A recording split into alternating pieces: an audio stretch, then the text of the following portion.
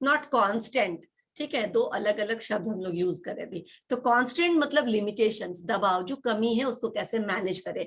तो आपने method study किया, वो मेथड आपने पिक किया जो आपके कमी को मैनेज करता है, यानी कि उतने में भी काम हो जाएगा, राइट। ठीक है, दूसरा आते हैं मोशन स्टडी। मोशन मतलब क्या होता है, नॉर्मली मूवमेंट, है ना। तो मोशन स्टडी कहने का मतलब होता है कि आपको कितनी बार ट्रैवल करना पड़ेगा, कितनी बार सामान को एक जगह से दूसरी जगह ले जाना पड़ेगा, ट्रांसफर करना पड़ेगा। तो मोशन स्टडी में आप मिनिमाइज कर लीजिए कि अगर हम ये लेआउट रखेंगे, प्रोडक्शन डिपार्टमेंट का थोड़ा दिमाग में रखो या ट्रांसपोर्ट डिपार्टमेंट का रखो, तो क्या होता है, बस से हम लोग कहीं जाते हैं एक जगह से दूसरी जगह, तो जो रास्ते में आते जाता है वहां से पिक या फिर ड्रॉप करते जाते हैं। ऐसा थोड़ी होता कि पीछे जाकर पिक करेंगे, कहीं से जाकर के ले लिया, कहीं से जाकर के ड्रॉप कर दिया, ऐसा नहीं होता ना, या आगे पीछे घूम रहा है, नहीं। एक सीक्वेंस बना हुआ है, जहां पे रुकेगी वहां पे पिक करेंगे, वहां पे ड्रॉप करेंगे, आगे कहाँ रुकेगी।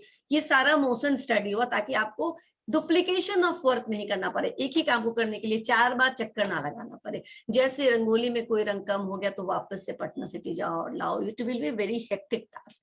जितना तुम बनाने में नहीं थकते उतना तुम लाने में थकते, राइट। तो मोशन स्टडी मतलब क्या होता है कि जो भी बाजार का काम है एक बार कलेक्टिवली करके खत्म कर दो। बीच में अगर इमरजेंसी होती है तो किसी एक को भेजो, या फिर कोई आ रहा है तो उधर से उसको बोलो तुम लेते हुए आओ, राइट।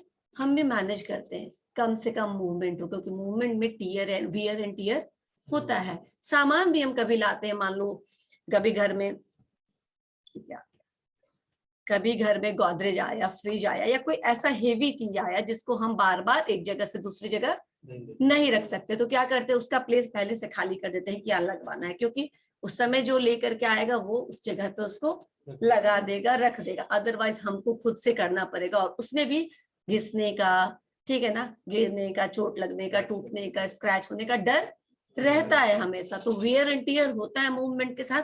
मोशन स्टडी पहले कर लीजिए कि हम अपने सामान, अब ये बोला प्रोडक्शन डिपार्टमेंट के, क्योंकि इंडस्ट्रियलाइजेशन है, फैक्ट्री में काम करे, वो अपने एक्सपीरियंस के बेसिस पर ये सब लिख रहे हैं, उन्होंने कहीं से पढ़ लिख करके नहीं दिया है, एक्सपीरियंस के बेसिस पे जो उनको अनुभव हुआ वही वो लिख रहे हैं। तो वो he was sharing his experience of working in a factory. तो वो प्लानिंग एंड प्रोडक्शन डिपार्टमेंट से रिलेटेड बात करें तो मैन्युफैक्चरिंग डिपार्टमेंट में किस चीज की जरूरत होती है, रॉ मटेरियल, रॉ मटेरियल को कहाँ पे रखे, इन्वेंट्री कितना दूर रहे। ठीक है, यहाँ पे हमारा प्रोडक्शन का काम हो रहा है, मान लो तुम इस जगह में, और यहीं पे हमने सामान को रखा है, तो क्या होगा, मूवमेंट में प्रॉब्लम आएगी। अगर इस एसले में हमने ये खाली जगह छोड़ा है तो मूवमेंट के लिए छोड़ा है, राइट। इसमें भी कुछ लगा दे तो कोई गिर सकता है, ठीक है ना, कोई हड़बड़ी में निकले तो गिर सकता है, चोट आ सकती है, और अगर कुछ सामान लेके निकले तो उसके ऊपर वो सामान भी गिर सकता है, वेस्ट हो सकता है, ठीक है, एक्सीडेंट हो सकता है, क्योंकि इंडस्ट्रीज में या फैक्ट्रीज में केमिकल्स होते हैं, डिफरेंट टाइप्स के इन्फ्लेमेबल्स होते हैं, सिलेंडर्स होते हैं, होता है ना, ये सब बहुत ज्यादा हजार्डस हो सकता है।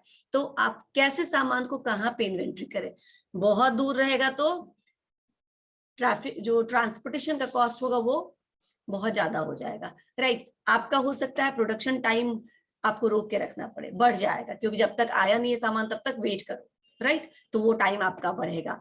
और अगर आपका सामान वहीं पे है जहां पे आप काम कर रहे हैं तो वो एक एक्सीडेंट का हो सकता है, या फिर वहां पे मूवमेंट में प्रॉब्लम हो सकती है, ठीक है। इसीलिए उसको ऐसी जगह पे जहां इजिली अप्रोचेबल हो और जहां पे एक्सीडेंट्स या जहां पे हैजार्ड्स को टाला जा सके। समझ में आया। तो मोशन स्टडी करिए ताकि आपको किसी काम के लिए डुप्लीकेशन नहीं करना पड़े, दोबारा मूवमेंट नहीं करना पड़े, एक जगह से निकले तो फिर जैसे कि हम लोग करते हैं प्रोडक्शन में, अगर हम देखें कि लेज चिप्स का या किसी चीज को बनने का, तुम लोग देखना कभी डिस्कवरी चैनल पे देता था पहले ही, अभी मुझे मालूम, फूड फैक्ट्री, उस पे आप कभी देखिएगा किसी चीज का प्रोडक्शन बिल्कुल एक जगह से दूसरी जगह, दूसरी जगह से तीसरी जगह प्रोसेस्ड होता चला जाता है, कभी बैकवर्ड नहीं जाता प्रोडक्ट वापस से प्रोसेस होने के लिए, फॉरवर्ड मूवमेंट होता है। क्यों, ताकि आप वो टाइम, बैकवर्ड मूवमेंट का टाइम सेव कर सके, ठीक है। कभी कोई अपने से यूट्यूब देखना, तो कभी देखना कि किसी चीज के प्रोडक्शन में इंटरेस्टिंग भी होता है वो वीडियोस, कैसे वो मूव करता है, आपको पता चल जाएगा कि कैसे शेड्यूलिंग होता है इनके टाइम का। तो मोशन स्टडी समझ में आया। टाइम स्टडी आपका, अगर मोशन स्टडी में डुप्लीकेशन आपने रिमूव कर दिया है, ठीक है, अननेसेसरी। एक और एग्जांपल मोशन स्टडी का मैं देती हूँ। सपोज करो कि तुम्हारा कोई संबंधित पटना से आने वाला है और तुम्हारी दीदी आने वाली है, कोई भी आने वाला है जिसको आपको रिसीव करने आना पड़ सकता है, ठीक है, और कोई जाने भी वाला है, ठीक है ना। तो अगर टाइम स्लॉट आधा एक घंटे का डिफरेंस है या 3-4 घंटे का भी डिफरेंस है, तो हम क्या कर सकते हैं, एक को ड्रॉप करके थोड़ा जो भी काम होगा लोकल वो सल्टा करके दूसरे को लेते हुए जा सकते हो उसी गाड़ी से। अगर ये कम्युनिकेशन नहीं रहे, अगर ये प्लानिंग नहीं रहे, अचानक से पता चले, तो क्या हुआ, एक को छोड़कर गया और दोबारा को लेने के लिए दूसरी गाड़ी भेजो, वेस्टेज ऑफ रिसोर्सेज हुआ, वेस्टेज ऑफ टाइम हुआ, wastage of man power time हुआ, राइट। इसको आप कम कर सकते हैं हम अगर ऐसा प्लान करते। तो कई बार लोग टिकट यही देख के लेते हैं कि 2 लोग यही आ रहे तो चलो उसी दिन चलते, ताकि पिक एंड ड्रॉप फैसिलिटी मिल जाएगा, राइट। जो दूर के रहने वाले लोग हैं मैं उनकी बात कर रही हूँ। तो ये क्या हुआ, मोशन को, डुप्लीकेशन को कंट्रोल करने का तरीका हुआ। And last one is fatigue study. Fatigue मतलब थकान, यानी कि अब आप इतना सब तो आपने कर लिया, मेथड चुन लिया कि किस मेथड से काम करना है। मोशन मतलब कितनी बार हम मूवमेंट करेंगे, तो कम से कम बार, तो ये काम खत्म हो जाएगा। टाइम स्टडी, कितना समय लगेगा उस काम को खत्म करने में, ठीक है। टाइम स्टडी तब आप एक बार देख लीजिए, बहुत ज्यादा स्ट्रिक्ट टाइम भी नहीं रखना चाहिए, ठीक है ना, और बहुत ज्यादा टाइम भी नहीं देना चाहिए। टाइम फ्लेक्सिबल होना चाहिए, जितना में हो जाए। जैसे 3 घंटा है तो आप उसको क्या कर सकते हैं, मान लो 2 घंटा किया तो ये बहुत क्लिंच हो गया, ठीक है ना, बहुत ज्यादा लगता है टाइट है एकदम। हाँ, हो सकता है इतने में काम ना हो, थोड़ा सा बढ़ा दीजिए, 15 मिनट 20 मिनट का आप क्या कर सकते हो, उसको मार्जिन दे सकते हैं कि नहीं इतने में नहीं होगा तो plus minus half an hour खत्म हो जाएगा। पूरा टाइम दे दिया तो फिर दूसरे शेड्यूल का टाइम बीत जाएगा, आप बहुत समय में बहुत कम प्रोड्यूस कर पाइएगा। समझ में आया। तो टाइम स्टडीज द कितने में वो काम पॉसिबल हो सकता है, ये कैसे हम पता करेंगे। जीनियस कितने देर में एक मैथ्स का प्रॉब्लम सॉल्व कर लेता है, ठीक है, या फिर एकदम से जो डफर है वो कितने देर में एक मैथ्स का, मैं एग्जांपल दे रही हूँ बस, एक मैथ्स का प्रॉब्लम सॉल्व कर लेता है। इस दोनों पे नहीं जाएंगे, क्योंकि जीनियस बहुत जल्दी कर सकता है, डफर को पूरा एक दिन लग सकता है, तब भी नहीं होगा। तो अगर हम इस दोनों में से किसी को क्या मानेंगे, आइडियल मानेंगे, और इनके बेसिस पर हम टाइम स्टडी करेंगे तो प्रॉब्लम हो जाएगा। या तो बहुत हम जल्दी जल्दी कर देंगे, ठीक है ना। हाँ, तो एक एवरेज विगर के, एवरेज इंटेलिजेंस का एक एवरेज आदमी जो हमारे ऑर्गेनाइजेशन में है, वो इस काम को खत्म करने में कितना समय ले रहा है, वो average time become the time of for that particular production schedule. समझ में आया। तो आपको एकदम टॉप पे नहीं जाना, एकदम बॉटम पे नहीं जाना, एवरेज को रख करके सबका समय फिक्स करना है, वो टाइम स्टडी हो गया। और फटीग मतलब कितने घंटे के काम के बाद, ठीक है ना, एक आदमी थक जाएगा, ठीक है, और दोबारा से काम के लिए उसको कितना देर का इंटरवल चाहिए। तो बीच में इंटरवल, लंच ब्रेक या जो भी कहते हैं, वो दिया जाता है इसीलिए ताकि वो फिर से वापस काम पे आ सके। और फिर दूसरा कि कितने दिन के, एक दिन में कितने घंटे के बाद वो दोबारा काम नहीं कर पाएगा, उसको ब्रेक दे देना चाहिए, ताकि वो दूसरे दिन आए तो फिर उसी एनर्जी से उसी तरीके से काम कर सके। तो fatigue study will be study of time, working hour, ठीक है ना, कितनी देर का वर्किंग आवर होना चाहिए और वीक में कितना वर्किंग आवर होना चाहिए। समझ में आया। ये सारा अगर हम कर लेते हैं तो उस वर्क का ओवरऑल हमको अंदाजा लग जाता है कि कितना कॉस्ट लगेगा, कितना टाइम लगेगा, कितनी बार मूव करना पड़ेगा, और कितने लेबर और या कितना मैन पावर टाइम हमको चाहिए उस काम को खत्म करने के लिए, ठीक है ना। कितना आदमी चाहिए कल कैलकुलेट नहीं करते, कितना वर्किंग आवर चाहिए, ठीक है ना, उस हिसाब से वो कैलकुलेट होता है। ये दोनों समझ में आया, ठीक है। नाउ स्टैंडर्डाइजेशन जो तुम बोल रहे थे, स्टैंडर्डाइजेशन ऑफ वर्क। स्टैंडर्ड करने का मतलब क्या होता है, बेंचमार्क फिक्स करना, ठीक है ना। बेंचमार्क का क्या मतलब होता है,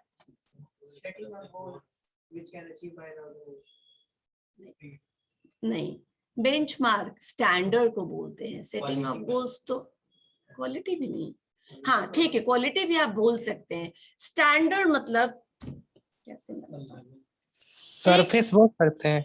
नहीं, सरफेस नहीं, मैं बताती हूँ। स्टैंडर्डाइजेशन ऑफ वर्क मतलब एक स्टैंडर्ड तय करना, ठीक है ना। जैसे कि राजधानी ट्रेन इतने गति से पर किलोमीटर पर आवर चलती है, ठीक है ना, इतना किलोमीटर पर आवर जो भी उसका स्पीड होगा, तो वो राजधानी का स्टैंडर्ड हो गया। अब जितनी भी राजधानी ट्रेन चलेगी यहाँ से दिल्ली के लिए, दिल्ली से बॉम्बे के लिए, या फिर किसी और कैपिटल से किसी और कैपिटल के लिए, ठीक है, वो नॉर्मली ऐसे रन करती है।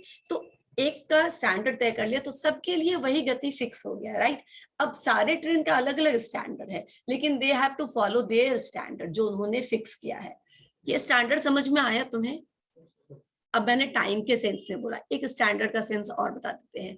सपोज करो कि आपका अपना स्टैंडर्ड है, ठीक है ना, आप अपने स्टैंडर्ड को दूसरे से कंपेयर नहीं कर सकते। सपोज करो कि मेरा थ्रू आउट जो नर्सरी से लेकर के अभी तक जो एकेडमिक है, थ्रू आउट मेरा 70% आता रहा है, कभी कभी 70% से ज्यादा भी आया है, लेकिन कभी 70% से कम नहीं आया, तो 70% बिकम योर बेंचमार्क, राइट। इससे नीचे तो मैं कभी गया ही नहीं, राइट। आगे चाहे जितना भी चल जाऊं, तो जो एक बेंचमार्क हो गया जिसको नीचे आप कभी नहीं गए, जिससे ऊपर आप शायद कभी गए हो या नहीं गए हो, लेकिन एक बॉर्डर है जिसको तुम हर बार मीट करते हो। Every time you meet, you fulfill that border. That border become your benchmark, standard. तो जैसे गैस सिलेंडर में स्टैंडर्ड, एज एन स्टैंडर्ड कितना गैस एलपीजी होता है, उस पर लिखा होता है 14.5 या 6, ठीक है ना, इतना ही होता है कुछ, तो वो उसका स्टैंडर्ड है, ठीक है ना। हर एक में जितना भी आपको आएगा, एक ले जाएगा फिर दूसरा दे जाएगा, सबको तौलो तो वो सेम वेट होगा और होना चाहिए। अगर नहीं होगा इसका मतलब क्या, हम बोलते हैं कि कम दिया है, राइट, किसी ने निकाल लिया है, तो आपको पता चल जाता है ना कि गवर्नमेंट ने फिक्स कर दिया उसका weight, that become the standard of LPG gas cylinder, right. अब समझ में आया बेंचमार्क के स्टैंडर्ड, ठीक है। चलो मैं ये सारे एग्जांपल बस समझाने के लिए दे रही थी कि स्टैंडर्डाइजेशन का मतलब सरफेस नहीं है, क्वालिटी सम सेंस में आप बोल सकते हो कि ये इस क्वालिटी पर रहेगा, ठीक है, इससे ऊपर नीचे नहीं जाएगा, एक फिक्स क्वालिटी। अच्छा ठीक है ना, हमने जिसको नापना तोलना होता है वो बहुत जल्दी स्टैंडर्ड फिक्स कर देते हैं। जो चीज हम अभी क्वांटिफाई करना होता है वो इजी होता है। जो क्वालिटेटिव होता है, जैसे इतना मीठा रहेगा, ये मीठा स्पेसिफाई करना थोड़ा मुश्किल सा है ना, उसको कैसे बताएंगे कि इतना मीठा रहेगा।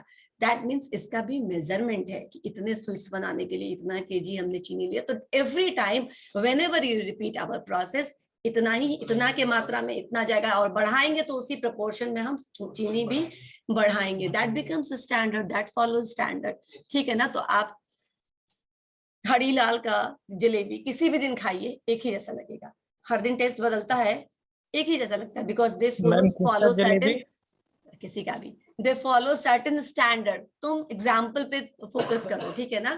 आप कहीं के भी पिज्जा हट का खाइए, पिज्जा जो भी एक सिमिलर पिज्जा होता है, तो आपको उसका टेस्ट एक जैसा लगेगा, राइट। कुछ चेंज लगता है क्योंकि दे फॉलो सर्टेन फॉर्मूला जो हर जगह हर फ्रेंचाइजी में वही यूज के, that's why they are franchisee, है ना। समझ में आया। अभी ये स्टैंडर्ड में ये स्टैंडर्ड फिक्स करना क्यों जरूरी है? Any answer?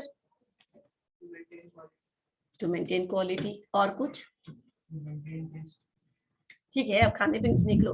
To maintain quality is okay, taste भी ठीक है, और क्यों जरूरी है? वेस्टेज नहीं होगा, एफिशिएंसी। अरे यार अमन म्यूट कर लो, मेरे कान में एरोप्लेन, ठीक है, ऐसे लग रहा है जैसे बादलों से एरोप्लेन जा रहा है। नाउ व्हाट आई सेड, तो तुमने इफिशियंसी बोला, that is a good word. Efficiency मतलब जब आपका स्टैंडर्ड फिक्स है, काम करने का तरीका फिक्स है, एक ही फॉर्मूले से सारा सवाल बनेगा, तो फिर एक फॉर्मूला बस याद करना है, फिर तो लगाते जाओ और बनाते जाओ, जल्दी बन जाएगा। हर सब्जेक्ट में, हर मैथ्स प्रॉब्लम में अलग अलग फॉर्मूला लगेगा, it will be time taking, formula अलग अलग याद करना पड़ेगा, टाइम कंज्यूमिंग होगा। समझ में आ गया? स्टैंडर्डाइजेशन इसलिए करना जरूरी होता है। अब स्टैंडर्डाइजेशन आप कहाँ कर सकते हैं और नहीं कर सकते? If you are ordering for some customised product, हाँ, होटल में बैठ गया, उसको बोलना है नमक कम डालना, मिर्ची कम डालना, ऐसे डालना, वैसे डालना, दैट मीन्स यू आर। अब इसको प्रिपेयर करने में they will take some time, क्योंकि आपने उनका जो फिक्स मेन्यू उससे कुछ अलग कर दिया, they will take some time, ठीक है ना, और आपको देना चाहिए। लेकिन उनका सिंपल मेन्यू है, तुमने वो ऑर्डर किया, खाओ, ठीक है, वो अपने टाइम पे लाके आपको दे देंगे। तो स्टैंडर्डाइजेशन करना इसलिए जरूरी होता है ताकि कम समय में, कम रिसोर्सेज में आप ज्यादा बल्क प्रोड्यूस कर सके। तो whenever we are going for some specialised product, हम क्या कर सकते हैं? स्टैंडर्डाइजेशन नहीं कर सकते हैं, ठीक है ना। इसीलिए सब्यसाची का एक लंगा 1.5 लाख का हो जाता है, क्योंकि आपके एज पर ऑर्डर बनाया जाता है, जहां कढ़ाई चाहिए, जहां कटिंग चाहिए, जहां तुमको एम्ब्रॉयडरी चाहिए, तो दैट विल टेक टाइम। मैंने किसी ब्रांड का नाम लिया, मैं बस ये बोलती हूँ कि अगर आप स्पेसिफिक प्रोडक्ट में, कस्टमाइज्ड प्रोडक्ट में डील करते हैं, तो आप बहुत ज्यादा बल्क बना के नहीं रख सकते हैं, नहीं रख सकते हैं। आप 1 piece 2 piece as per order बनाएंगे तो आपका भी तो कॉस्ट लग रहा है, तो how will you recover that cost? तो मैंने कहा कि इसीलिए सब्यसाची का एक लहंगा 1.5 लाख का हो जाता है। ऐसा नहीं होता है कि उसमें बहुत कुछ हीरा सोना चांदी लगा होता है तो 1.5 लाख का हो गया। सिंपल होता है पर वो एज पर योर ऑर्डर होता है। और जो 15 दिन वो एक ही काम को करने में लगे रहे और 15 दिन में जो उन्होंने इंफ्रास्ट्रक्चर का कॉस्ट बेयर किया, लेबर का कॉस्ट बेयर किया, बैठा के दिया, वो कहाँ से लाएंगे? वो उसी लहंगे से लाएंगे। ठीक है, तो 50,000 का चीज तुमको 1.5 लाख में बेचेंगे, यू विल फील कि हमने कुछ एक्सपेंसिव पहना। ठीक है ना, आपका ईगो सेटिस्फाई होगा और उनका फिनेंशियल प्रॉब्लम सॉल्व हो जाएगा। ठीक है, एंड जो लोग बल्क में करते हैं वो उससे कम दाम में ज्यादा आपको दे सकते हैं। तो क्या होता है, उतने ही टाइम फ्रेम में उसने 1 तैयार किया, हमने 20 तैयार किया, तो क्या होगा, हम कम रेट पे भी बेच सकते हैं। समझ में आ रहा है? तो जब हम कस्टमाइज्ड प्रोडक्ट में डील करते हैं तो स्टैंडर्डाइजेशन नहीं कर सकते, लेकिन we are talking about industrialisation.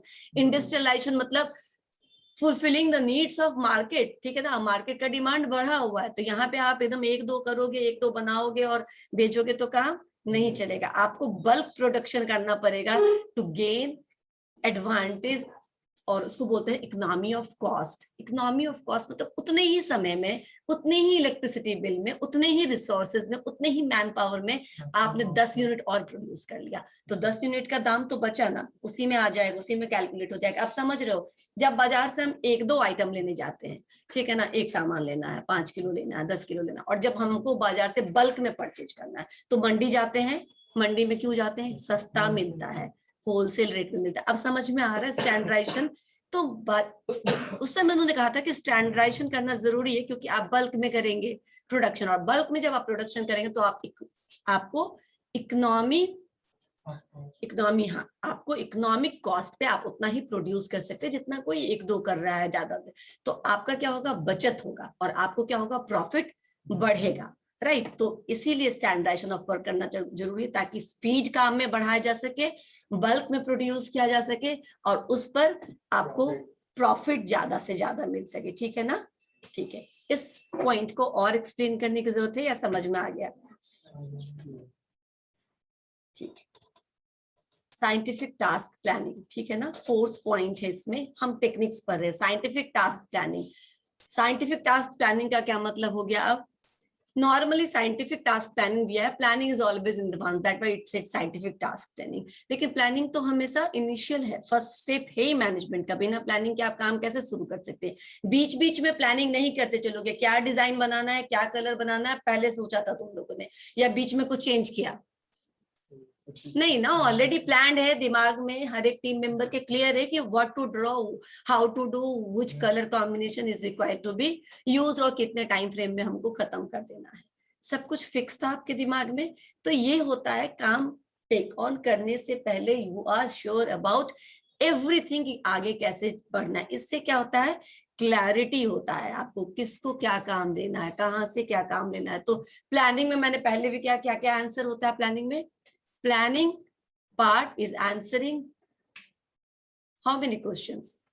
Who, what, why, how, when. Yes, कब करना है, कौन करेगा, कैसे करेगा, सब कुछ कहाँ करेगा, everything will be answered in that part. तो आपका आगे का क्या हो जाएगा, सिंपल हो जाएगा। एडवांस में डिसीजन लेना पड़ता है। बिल्कुल ठीक है, इसीलिए प्लानिंग, प्री प्लानिंग या advance planning is mandatory for. तुम्हें भी अब गर्मी लग रही है, राइट? चलवा दे, मैंने कहा था बंद हो जाएगा बिल्कुल। ओके चलो ठीक है, तो ये समझ में आया साइंटिफिक टास्क प्लानिंग। ठीक है, differential wage system is the 5th point. Differential wage system, इसका क्या मतलब हुआ? इसमें प्राइस के बारे में बताया जाता है, प्राइस या पेमेंट के बारे में बताया जाता है। सैलरी एम्प्लॉयज को कितना, सैलरी एम्प्लॉयज को कितना देंगे। ठीक है, अच्छा अब आप लोग बताइए, 1 मिनट रुकना, ऑनलाइन स्टूडेंट्स, ऑफलाइन स्टूडेंट भी कुछ बोल रहे हैं। ये तो डिस्क्रिमिनेशन हो जाएगा, है ना? पोस्ट और काम के हिसाब से पैसा देना चाहिए। और किसी को कुछ कहना है?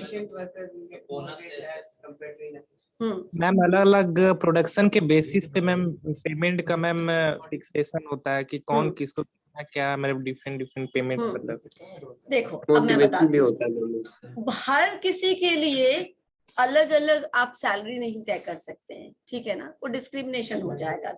तो क्या कर सकते हैं आप? उन्होंने कहा था कि ट्रू वेज सिस्टम होना चाहिए। डिफरेंशियल वेज सिस्टम का मतलब होता है कि ट्रू वेज सिस्टम होना चाहिए। एक होना चाहिए मिनिमम वेज सिस्टम और एक होना चाहिए मैक्सिमम वेज सिस्टम।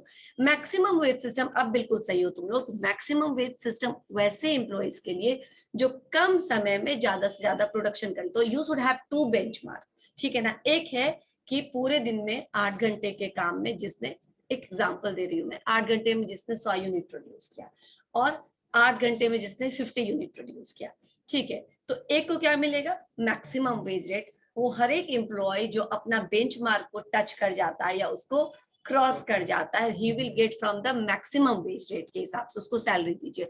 वो हर एक एम्प्लॉय जो 100 या 50 के नीचे रह जाता है, 100 के नीचे रह जाता है, मान लो 100 हमारा बेंचमार्क है तो 100 के नीचे रह जाता है, ठीक है ना, और हमेशा रह जाता है, he will get salary from the minimum wage rate. समझ में आया। इससे दो चीजें होंगी, एक जो लगातार मिनिमम वेजेस रेट के हिसाब से सैलरी पा रहा है वो क्या करेगा, अपने आप को इम्प्रूव करने की कोशिश, क्योंकि उतना ही टाइम वो भी ऑफिस में स्पेंड करता है जितना दूसरा करता है, लेकिन उतने ही टाइम के लिए उसको कम सैलरी मिल रही है, तो वो मोटिवेट करेगा ना, अपनी इफिशिएंसी को बढ़ाने की कोशिश करेगा ताकि वो भी हायर जो स्केल है उसको अचीव कर सके। अच्छा, ये तो होगा उनको मोटिवेट करने का तरीका। जिनको ऑलरेडी मैक्सिमम वेजेज मिल रहे हैं वो क्या करेंगे, वो बनाए रखेंगे, ठीक है ना, अपना जो उनका एफर्ट है, जो उनकी एफिशिएंसी, उसको नीचे नहीं जाने देंगे, बनाए रखेंगे ताकि वो कभी नीचे ना आ जाए। तो ये एक मोटिवेशनल टूल के रूप में भी, एक मोटिवेशनल टूल के रूप में भी काम किया, राइट। तो इसी से दोनों चीज होगी, डिफरेंशियल वेजेस सिस्टम मतलब high wage rate and low wage rate.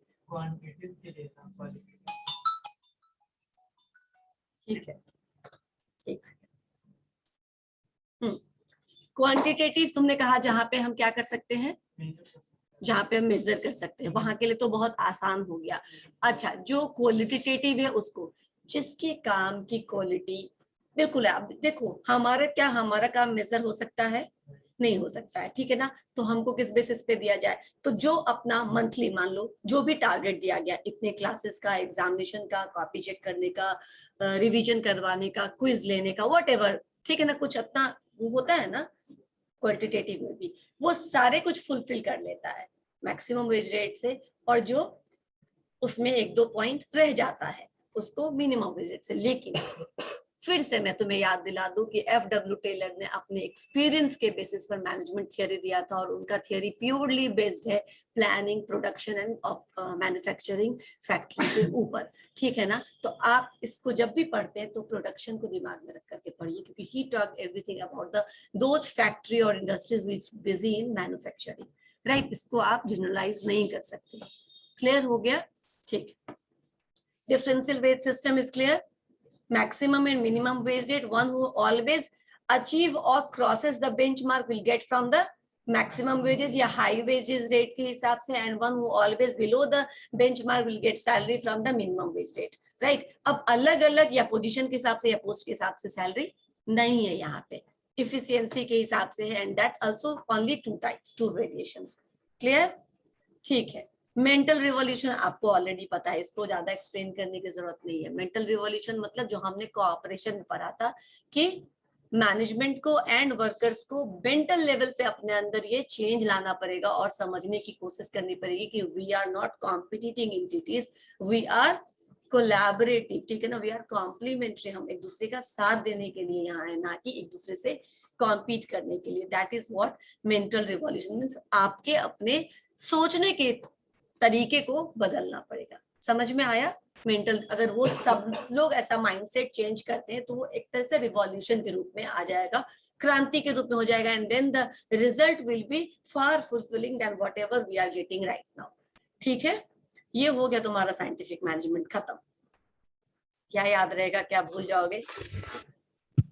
Ma'am can you explain mental revolution? हाँ, मेंटल रिवॉल्यूशन मैं एक्सप्लेन करती हूँ वापस से। मेंटल रिवॉल्यूशन हम लोगों ने कोऑपरेशन पढ़ा था, जहाँ पे मैनेजमेंट को और वर्कर्स को एक दूसरे के कोऑपरेशन में काम करना होता है।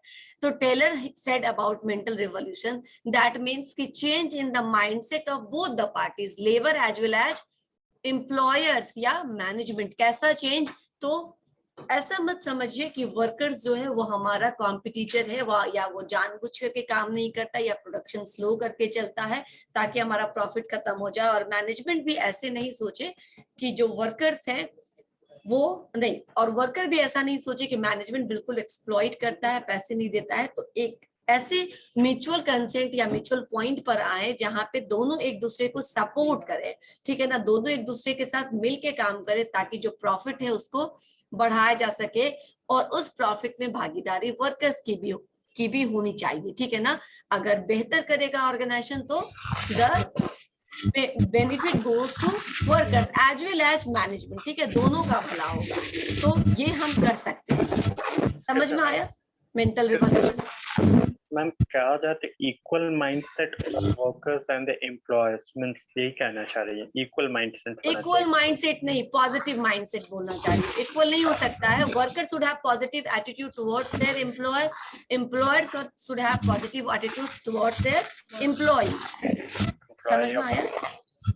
इक्वल नहीं हो सकता, माइंडसेट तो अलग अलग रहेगा, लेकिन पॉजिटिविटी होनी चाहिए उस सोच में, ठीक है ना, जो कि नहीं होती है। तभी इतनी सारी, कहां से इतना आवाज आ रहा है? Okay ma'am, thank you. ठीक है, ओके। अब एडवांटेजेस ऑफ साइंटिफिक मैनेजमेंट, ये सब समझ में आ गया ना? ठीक है। फर्स्ट है better utilisation of resources through scientific techniques and reduction of cost. यानी कि एक इसका एडवांटेज है कि जो रिसोर्सेज है, क्योंकि आपके पास क्या है ऑलरेडी मैथमेटिकल कैलकुलेशंस है, ठीक है ना, क्योंकि ही सपोर्टेड मैथमेटिकल कैलकुलेशंस, या कोई भी रेफरेंस पॉइंट जो आपने पीछे किया है उस पीछे से लेकर के अब आप कैलकुलेट करिए कि ये टाइम बढ़ा है, मान लो रिसोर्सेज का कॉस्ट बढ़ गया है, तो इस हिसाब से हम बढ़ा देंगे बजट, तो हमारा ये वाला प्रोजेक्ट क्या हो जाएगा, कवर हो जाएगा। कितना मैन पावर हमने यूज किया था पिछली बार, उस तरह से मैन पावर लगा देंगे तो ये कवर हो जाएगा। यानी कि आपका जो भी रिसोर्सेज है, रॉ मटेरियल हो, पैसा हो, मैन पावर हो, वो वेस्ट नहीं होगा, क्योंकि आपके पास एक डेटा है जिसके बेसिस पे आप काम कर रहे हैं। ऐसे ही अंधेरे में तीर नहीं चला रहे, जो अनुमान में लोग करते हैं। जब हम अनुमान लगाते तो अंधेरे में ही तीर चलाते हैं ना, वो अच्छा हो गया तो हो गया, नहीं तो खराब हो गया। समझ में आया? तो इसलिए रिसोर्सेज की बर्बादी बचाने के लिए क्या कहा इन्होंने कि रूल ऑफ थंब नहीं होना चाहिए, ठीक है ना। ये समझ में आया ये point? Next point is scientific selection and training of employees ensures efficiency and increases output. कैसे? साइंटिफिकली सिलेक्टेड लोग है, यानी इनका बैकग्राउंड इसी से रिलेटेड रहा है। समझ में आया? फोन पे है ना? बोलो आज गया उसका फोन। हाँ है फोन पे, वो मुझे पता है। इतनी दोस्ती मत निभाओ, इस तरह के दोस्तों से दोस्ती मत रखो, ठीक है ना, मुश्किल पड़ेगा फिर। मुझे मालूम है तुम्हारा फोन है और मैं वो ले लूंगी। किसका? फिर तुम्हारा फोन है? हर बार कोई दूसरे का फोन कोई दूसरा यूज करता है क्या? ठीक है, तुम्हारा गया। नाउ सुनो,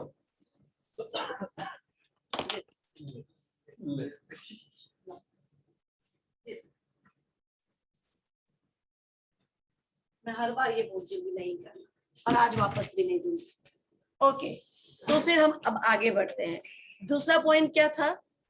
साइंटिफिक से पता चल जाता है, कोई फोन में लगा हो ना, तो मैं ना भी देखो तो मुझे पता चल जाता है कि फोन है। Now scientific selection and training will increase efficiency. तुम बताओ, जवाब दो जिसके हाथ में फोन था। कैसे होगा? ये सेल्फ एक्सप्लेनेटरी है। अगर आपको पॉइंट समझ में आ गया तो आप एक्सप्लेन कर सकते हो, जवाब दीजिए। यही पॉइंट, सेकंड पॉइंट। नहीं आ रहा है मैम, आवाज नहीं आ रहा है। जाएगा थोड़ी देर, रुको, यहाँ आवाज आ रही है, अभी आएगी। बीच में कनेक्शन डिसरप्टेड था, ठीक है। मैं शेयर करती हूँ, बोलो तुम्हारे लिए इजी। अच्छा ठीक है, हाँ, ये जो सेकंड पॉइंट है, scientific selection and training of employees ensures increase in efficiency and output, इसको कैसे एक्सप्लेन करोगे? कोई भी कर सकता है इसको, पॉइंट को एक्सप्लेन। ठीक है, तो अभी चुप रहो, बस उसको करने दो। मैम इन सब एक का मिनट रविराज, मैंने तुमसे पूछा नहीं। मैम पीडीएफ भेज चुकी हैं, सो बोल रहे हैं। पीडीएफ भेजा है क्या मैंने? तो पूछ रहा है। हाँ, साइंटिफिक सिलेक्शन और ट्रेनिंग से मैम ये पता चलता है कि एम्प्लॉय का साइंटिफिक सिलेक्शन से मैम उनका ये पता चलता है कि वो किस लेवल का स्पैन है, उसका स्टैंडर्ड क्या है। थोड़ा और अच्छे से बोलो। मैंने scientific training and scientific selection में क्या समझाया था? जिनका भी ऑफ है मैं उनको रिमूव कर रही हूँ बिना बताया, वापस वो आ नहीं पाएंगे।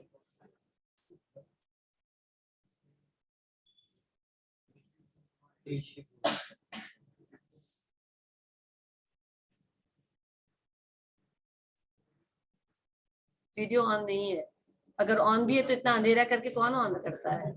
That is equivalent two of.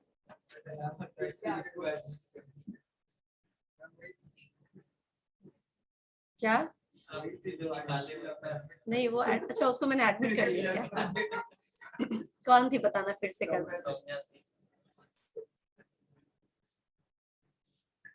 नहीं कर ना।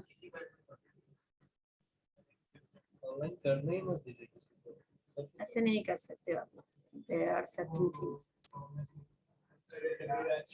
चलो ठीक है, अब बोलो इस पॉइंट को एक्सप्लेन करिए आप लोग।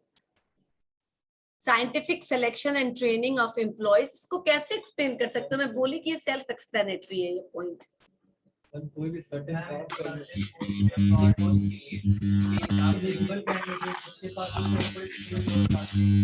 बंद करो एक मिनट। हाँ अभी नहीं, मैं पहले इन बच्चों से पूछ लूं। हाँ बोलो, मैं तो तुमसे पूछा था।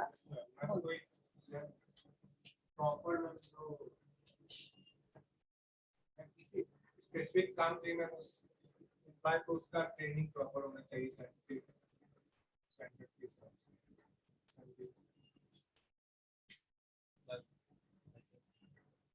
किसी पर्टिकुलर कोई काम करने के लिए उसी फील्ड के किसी स्किल्ड और नॉलेजेबल शाबाश, पर्सन को वेरी उस गुड। काम पे रखे जिससे आउटपुट ज्यादा हो जाए, मतलब प्रोडक्शन ज्यादा हो, फायदा ज्यादा हो। ये एक पार्ट हुआ, ये एक पार्ट हुआ। और दूसरा पार्ट साइंटिफिक सिलेक्शन को तुमने किया, उसके बाद दूसरा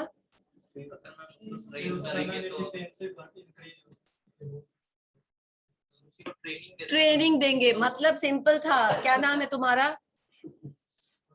Rohit. Rohit, scientific selection and training हम लोग पढ़ चुके हैं। साइंटिफिक सिलेक्शन मतलब ऐसे ही मार्केट से किसी भी अनएम्प्लॉय को ले लिया और किसी भी काम पे लगा दिया, इट्स नॉट साइंटिफिक सिलेक्शन।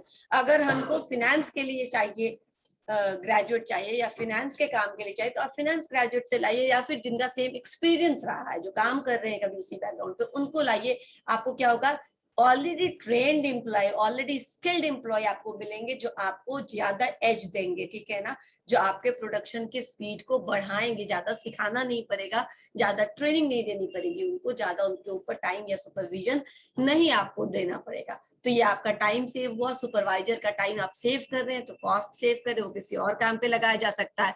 और दूसरा साइंटिफिक ट्रेनिंग मतलब होता है जब आप ऐसे एम्प्लॉय को लेते हैं तो ओवर द पीरियड वो एम्प्लॉय भी धीरे धीरे क्या हो सकता है, अनस्किल्ड, या फिर उसका जो इफिशियंसी है वो वैसा ही रह जाएगा, इम्प्रूव नहीं होगा। क्योंकि ऑलवेज टेक्नोलॉजी कीप चेंजिंग, तो चेंजिंग इन्वायरमेंट में एडेप्टेबल बने रहने के लिए उनको समय समय पे आप ट्रेनिंग देते रहिए ताकि उनकी इफिशियंसी बनी रहे, बरकरार रहे। तो इससे क्या होगा, ये दोनों ही चीज होती है। तो इफिशियंसी भी बढ़ा होता है, यानी आपके एम्प्लॉयज की इफिशियंसी हमेशा हाई रहेगा और आपका आउटपुट यानी जो प्रोडक्शन का फाइनल रिजल्ट है वो भी इंक्रीज रहेगा, बढ़ा रहेगा। सिंपल था कि नहीं था? दोनों पॉइंट को बस एक्सप्लेन करना था। रिसोर्स वाले वर्ड को ऐड करेंगे। कौन सा वर्ड? रिसोर्स वाले वर्ड, जैसे थोड़ा सा बोलो। जैसे सेम रिसोर्स या लिमिटेड रिसोर्स में ज्यादा आउटपुट देने के लिए। हाँ कह सकते हैं, क्यों नहीं कर सकते। मतलब आप क्रक्स समझ गए ना उस पॉइंट का, ठीक है। हार्मोनियस रिलेशनशिप मेंटल रिवॉल्यूशन से रिलेटेड है। Every advantage related with certain point. Harmonious relationship मतलब अच्छा रिलेशनशिप होना चाहिए वर्कर्स और एम्प्लॉयज के बीच में, करेक्ट। इसीलिए मैं इसको ज्यादा एक्सप्लेन नहीं करी, समझ में आ गया ना। Next, standardisation of tools. Again why standardisation of tools? ताकि हम एक स्टैंडर्ड फिक्स कर सके और एक ही तरह के प्रोसेस, एक ही तरह के मशीन, एक ही तरह के लोगों से सिमिलर चीज। जैसे हम बोले ना, पेन है तुम्हारे हाथ में, ये पेन जितने भी किसी के हाथ के पास होगा अपने यहाँ या कहीं और भी सेम होगा, right? Shape, size, color, process, quality, everything will find similar. How? Because they have standardization. They have done standardization of process, equipments, tools, everything, right? Raw material, everything का जो standard है वो हम फॉलो कर रहे हैं, इसीलिए हम सिमिलर, हाँ इसीलिए हम सिमिलर प्रोडक्ट को बल्क में प्रोड्यूस कर सकते हैं, जिससे हमको इकोनॉमिक एडवांटेज मिलेगा प्रोडक्शन के ऊपर। Okay, and last one is scientific investigation promotes technical development. Simple है, जितना हम साइंटिफिकली किसी चीज को रिसर्च करते जाएंगे, बैलगाड़ी से एरोप्लेन तक पहुंच जाएंगे। समझ में आया? कहने का मतलब कि साइंटिफिकली जितना हम रिसर्च करेंगे, इन्वेस्टिगेशन करेंगे, उतना ज्यादा जो है टेक्नोलॉजी डेवलप करेगा, और टेक्नोलॉजी के डेवलप करने से जो आउटपुट है उसकी में इन्हांसमेंट होगा, क्वालिटी में इन्हांसमेंट होगा, टाइम जो है वो कम लगेगा। समझ में आया? दैट्स इट, आज के लिए इतना ही। Excuse me, ma'am. I have one question. क्या बोलो? हाँ Scientific बोलो। scientific investigation आप ये कहना चाहती है